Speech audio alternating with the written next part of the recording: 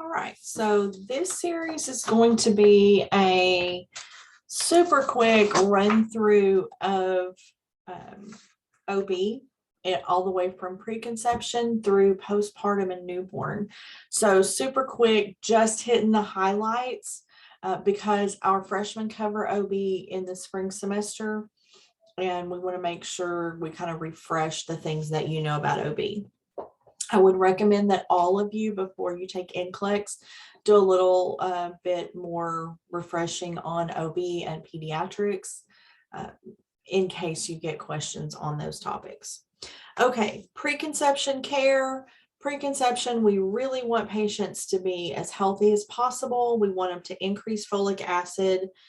If they're higher risk for specific genetic conditions, they might get genetic testing. Now, how often do our patients plan when they're going to conceive?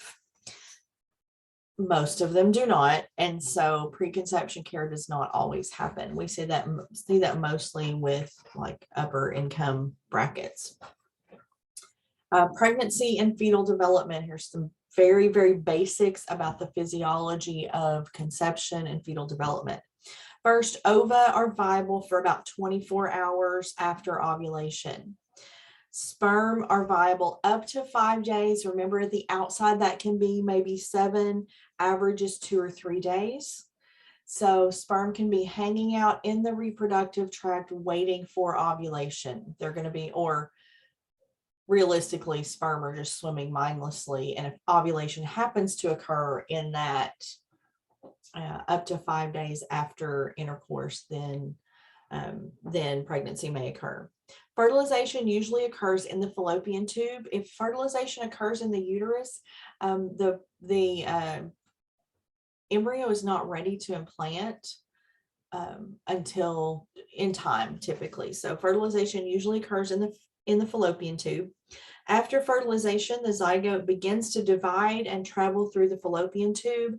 It should reach the uterus about a week after fertilization, at which time it should be about ready for implantation. And so implantation occurs about a week after fertilization. Traditionally, gestational age is counted from last menstrual period, which is about 2 weeks prior to fertilization. When we count gestational age from a known fertilization, it will be about 2 weeks shorter than using the traditional method. And the reality is that people are counting both of those as if they're the same. So they'll say 21 weeks when, if it's counted traditionally, the traditional way, it might be 23 weeks. After implantation, the embryo continues to develop. By 8 weeks, all major systems are formed and is now a fetus. So we start with ovum, sperm. The ovum can live about 24 hours. Sperm can live up to 5 to 7 days in the reproductive tract. 6 and 7 are outliers. So we're going to think about up to those 5 days. They should hopefully meet in the fallopian tube. That's where fertilization typically occurs. There's a video of all this. It's really pretty if you're interested in watching. I've got it posted.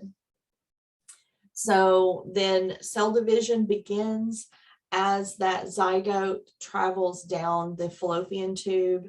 When it reaches the uterus, hopefully it is at the blastocyst stage and is ready to implant. After implantation, it continues to develop, and the major systems begin to form. At 8 weeks, all major systems are formed, and now we enter the fetal period. The membranes and placenta also begin to form during that embryonic period. We're going to talk about fetal circulation for just a bit. Now that this is not immediate, remember all these systems have to form, but in the fetal period, after the cardiovascular system has formed, I want to walk you through fetal circulation. And I'm actually going to find a diagram to help walk you through.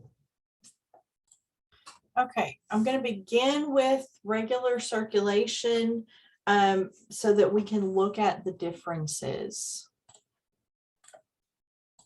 Okay, this is the circulation that you are used to seeing.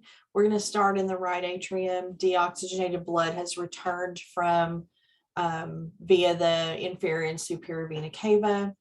The right atrium that contracts, blood goes to the right ventricle, blood goes through the pulmonary arteries to the capillaries of the lungs. Okay, in those capillaries, gas exchange occurs because remember, for each alveolus in the lung is surrounded by a capillary network. The membranes are very, very small or very thin, and so oxygen and carbon dioxide can exchange across those capillaries. So blood is now oxygenated, returns to the left atrium, goes into the left ventricle through the aorta out to the body. Okay, so up to the head, capillaries, down to the lower body. At the capillary level is where gas exchange occurs and oxygen goes to the tissues and carbon dioxide back to the bloodstream, and now deoxygenated blood goes back to the right atrium via the inferior and superior vena cava. Okay, you know this, you've been through it over and over and over, right? But in fetal life, and I'm going to have to stop the share and reshare.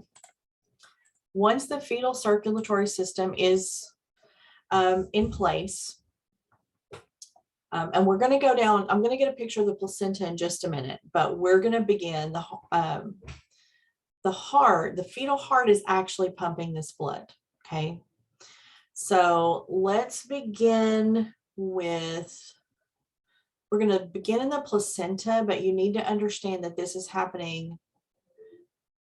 The fetal heart is what's pumping blood through the placenta. So oxygenated blood returns through the umbilical vein, okay, and it goes to the inferior vena cava. Now, there is a ductus venosus because this vein actually goes directly to the liver. The ductus venosus takes most of that blood over to the vena cava. So the umbilical vein goes to the liver, most of that blood goes into the inferior vena cava through the ductus venosus. Okay. Inferior and superior vena cava go into the right atrium. And I just saw that this looks like it goes to the left atrium. It doesn't. Inferior and superior vena cava go to the right atrium. Okay. Blood goes to the right ventricle, except that there's an opening here between the atria. So when the right atrium contracts, blood can go forward to the right ventricle, or it can go sideways to the left atrium. And we're going to look at why a lot of it goes sideways. The lungs in utero are collapsed, okay, and the arteries, the pulmonary arteries, are constricted. All of the vessels in the lung, going to the lungs, are constricted. So if you have, when the atrium contracts, if blood can go two different directions, it can go to the right ventricle and out to the lungs, but all those vessels are constricted, or it can go over to the left atrium through this foramen ovale. More of the blood will go where there's less pressure, right? So some of the blood goes to the right ventricle, most of the blood goes over to the left atrium, okay? So for right now, we're going to stick with the blood that did go to the right ventricle, and we're going to leave what's in the left atrium alone. So we're in the right ventricle with some of that blood. Now it goes to the pulmonary arteries. Again, those vessels are all very constricted. The lungs are collapsed, so it's high pressure.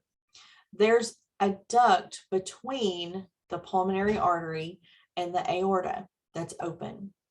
So even more of that blood goes through that duct into the aorta because there's a lot less pressure here. These vessels are dilated, these vessels are constricted, lots less pressure. So that's called the ductus arteriosus. All right. So that blood goes straight into the aorta, and it goes into general circulation. Let's leave it in the aorta for right now. We're going to go back. The blood that went over from the right atrium to the left ventricle along with the little bit of blood coming back from the lungs through the pulmonary veins. Remember, not very much blood goes to the lungs, so only a little bit comes back from those pulmonary veins, but we've got a lot coming from the right atrium over to the left ventricle. Left ventricle goes to the left atrium.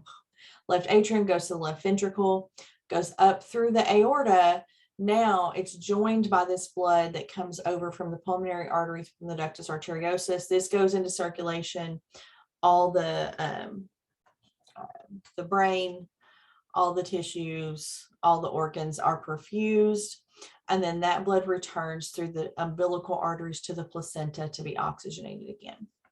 Now, what that means is the majority of the blood that's circulating through the fetus is actually mixed oxygenation, because it's joined by this deoxygenated blood that goes back through the vena cava,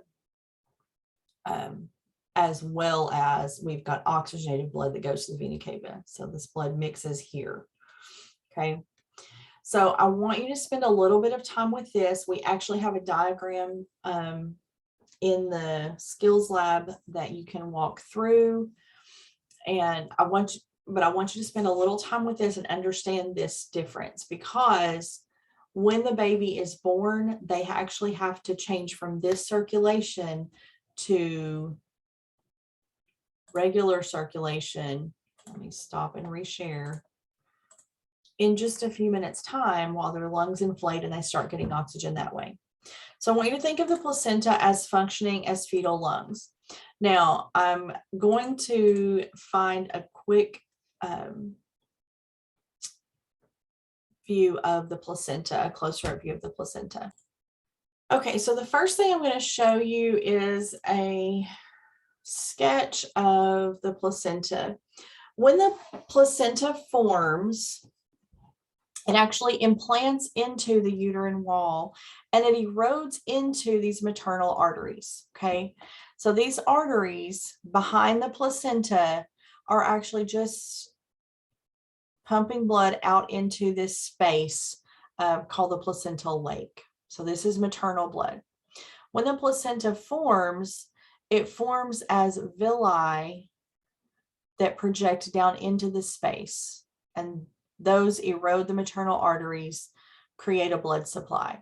So gas exchange, nutrient exchange, waste exchange occurs across the membrane of this villus. Okay, so it occurs across the membrane of these chorionic villi. The maternal blood and fetal blood should not come in contact because of that membrane, and that allows the fetus to survive if they have different blood type from the mother. Now, there are some times that they do come in contact, and if the fetal and maternal blood types are not compatible, the maternal immune system can form antibodies that attack the fetus's red blood cells.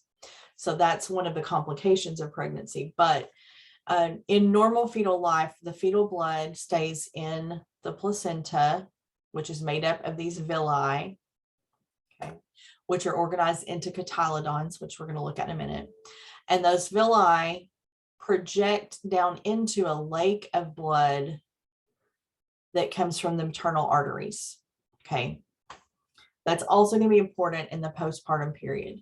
So now let's switch images, and we're going to look at an actual image of a placenta. This is the fetal side. This will be continuous with the membrane. So there'll be a big membrane attached to this umbilical cord. So the baby's encased in the sac with amniotic fluid. This is the maternal side. This side is embedded into the uterine wall.